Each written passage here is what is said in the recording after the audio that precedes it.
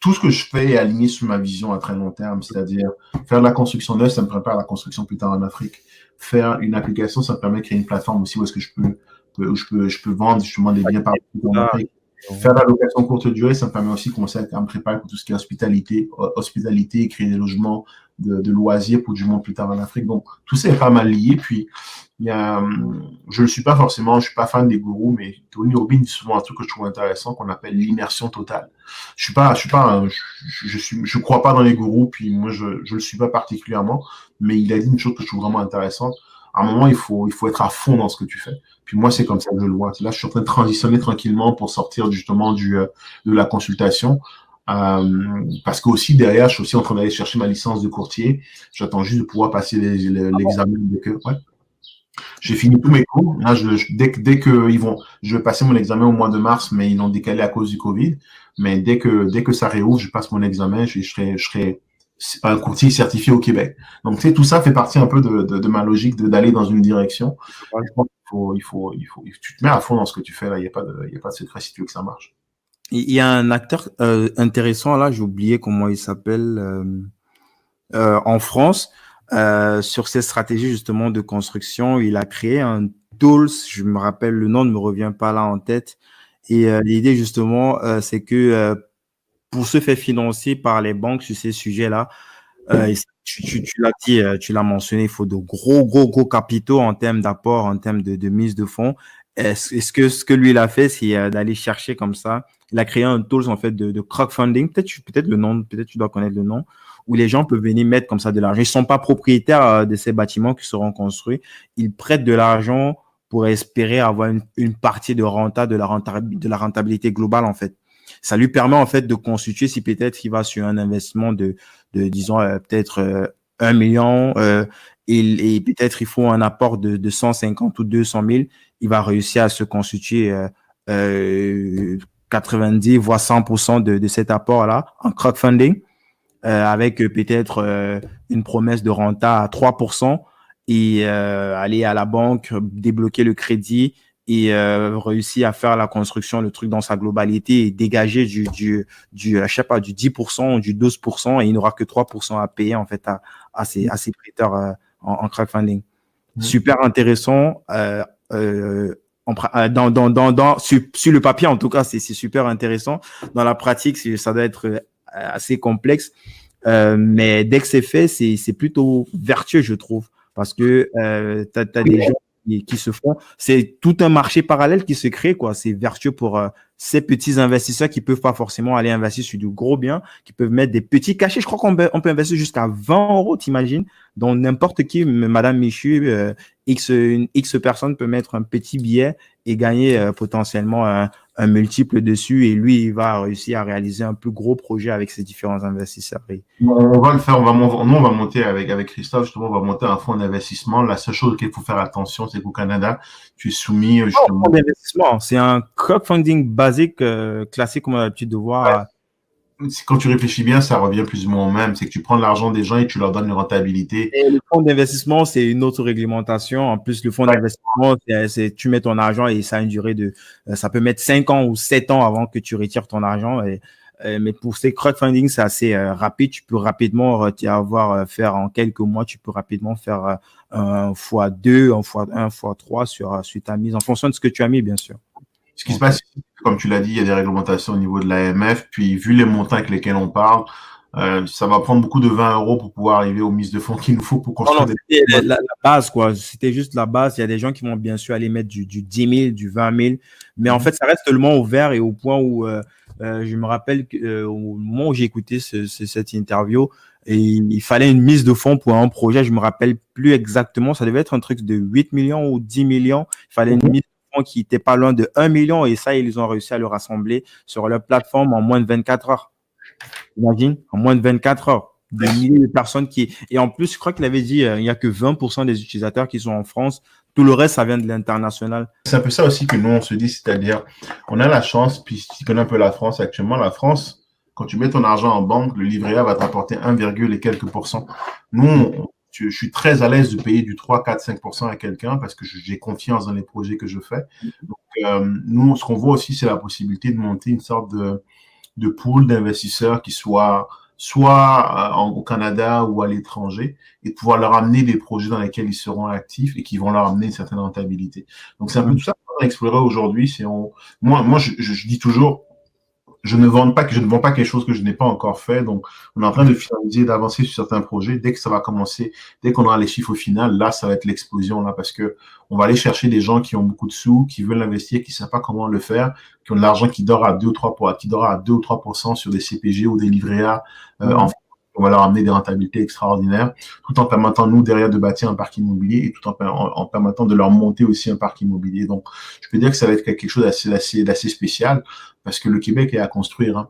Le Québec est à construire. Pour l'instant, on parle du Québec, mais derrière, j'ai aussi j'ai des discussions actuellement avec des gens, comme je t'ai dit, au Mexique, où est-ce que potentiellement construire des resorts. C'est des gros fonds, mais tu sais, il faut marcher. Une fois que tu as marché, tu peux apprendre à courir. Une fois que tu sais courir, tu peux sprinter. Donc, une chose à la fois.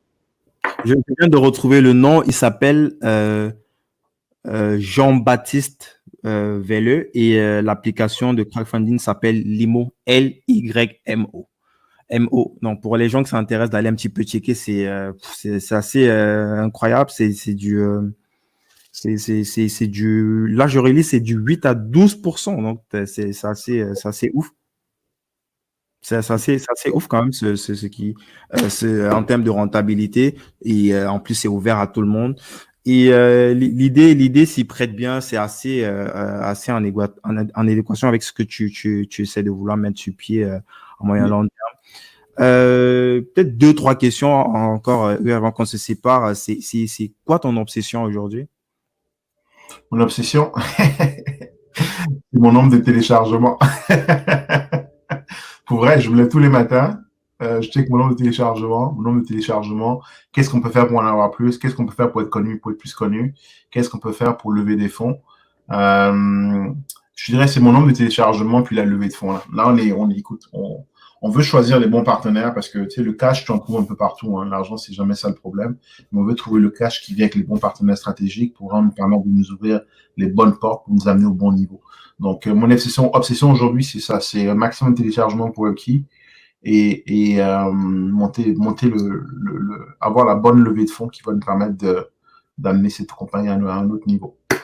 En train de lever en love money ou c'est vraiment avec des on est entre du angel et du seed, mais plus du business angel, je te dirais. Le love money, on a dépassé ce stade-là.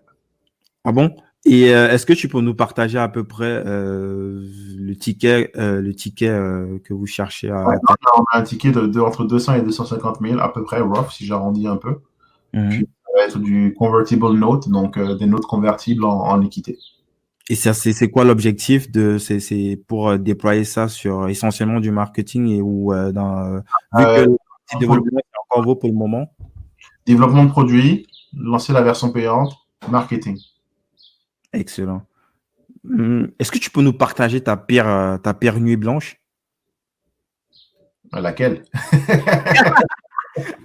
Les nuits blanches, on continue, quoi. Pour moi, puis mon partenaire me le disait encore ce matin, Uriel, il faut que tu dormes. La réalité, c'est que aujourd'hui, je combine mon activité de consultant qui me prend quand même 40 heures par semaine, mais qui est quand même très lucrative. Donc, avant de faire la transition, je vais quand même pouvoir mettre certaines choses en place. Mon activité donc de développement de cette compagnie-là. Donc, tu sais, à ce stade-là, tu fais pas mal de tout. Hein. Donc, moi, avec mon partenaire, on rédige les spécifications pour nos développeurs. On fait du public relationship. On fait le support. Donc, on fait beaucoup de choses. On fait aussi justement tout ce qui est contact. Toi, ce matin, on avait une discussion avec des gens pour tout ce qui est intelligence artificielle, injection de capitaux. À 14 heures, là, j'ai un meeting avec quelqu'un pour justement du développement de terrain, de la construction neuve dans une ville pas loin de Montréal. J'ai un agenda pas mal chargé, mais je m'impose toujours de prendre du temps pour moi et pour ma famille. Et je te dirais que du coup, mes journées de travail, mes vraies journées de travail où je peux vraiment commencer à me concentrer, ça commence à partir de 22 heures. Donc, il n'y a pas le jour où je travaille pas de nuit. Ma dernière nuit blanche, c'était, je pense, mercredi de la semaine dernière. C'est dont je me souviens, où est-ce que je devais fournir une spécification à un développeur pour qu'il puisse corriger quelque chose qui était urgent. J'ai travaillé jusqu'à 4 heures du matin, je l'ai poussé, puis le lendemain matin, mon partenaire a repris le flambeau, puis on On travaille 24 heures sur 7, là, c'est comme ça qu'on roule aujourd'hui. Mais tu le sais, la vie d'entrepreneur, contrairement à ce que beaucoup de gens pensent, c'est pas facile. Mais pour rien au monde, je changerais. C'est excessivement gratifiant. Le genre de choses que tu apprends, le genre de contact. Moi, j'ai des gens qui m'ont contacté sur LinkedIn suite à l'article qui est sorti dans la presse. Où est-ce qu'on me fait pour le produit? Où est-ce qu'on... J'ai des gens qui nous ont demandé à travailler bénévolement pour nous aujourd'hui dans la compagnie, tellement ils croient dans le projet. Euh, j'ai des petits investisseurs qui me disent que c'est exactement ce qu'ils valent, ce qu'ils voulaient. On ne peut pas se permettre de laisser ces gens tomber là. On doit leur offrir une solution, on doit leur offrir quelque chose qui va vraiment leur permettre d'être plus en contrôle de leur investissement. Puis en parallèle aussi, on doit aussi pouvoir trouver une façon de le monétiser, continuer à grandir, générer des revenus pour pouvoir en faire plus. Donc c'est des journées qui sont très longues, mais très, très gratifiantes. En parallèle, je vais aussi relancer ma chaîne YouTube une fois que j'aurai fait ma transition. Ah, on n'a même pas parlé de cette chaîne. On va la mettre aussi en description. C'est une source d'informations. Des mots de passe, ce sont des informations qui datent parfois d'il y a 2 ans et tout, mais elles sont toujours factuelles, actuelles. Avec un visu, je m'excuse, un peu pourri, mais l'information reste, l'information reste pertinente. J'ai pas une team de marketing de feu derrière moi comme toi. Non, franchement, c'est très pertinent. Moi, j'ai piqué plein de petits trucs là, de petites pépites à l'intérieur lorsque moi, j'étais pas très forcément à l'aise sur le marché canadien, même si ce n'est pas que de ça que tu traites. J'ai appris plein de choses là-bas moi, je pense que les gens seraient pas mal d'aller. Il n'y a pas de nouvelles vidéos actuellement, mais il vient de le dire. Il va update, il va rajouter des informations là-bas. Sûrement au-delà de IMO classique, il va parler aussi de Upkey sur cette chaîne-là. Uriel, je te remercie franchement pour ton temps. Pour les gens, c'est upkey.io. On va mettre tous en description la chaîne YouTube d'Uriel aussi, disponible sur App Store et sur Android. À toi. Un gros merci à toi. Puis merci. Peut-être une dernière question, j'allais oublier. Ce podcast, il s'appelle Débrouillard. Donc, c'est quoi pour toi un débrouillard? Un débrouillard, c'est quelqu'un qui quand tu veux quelque chose, tu y vas.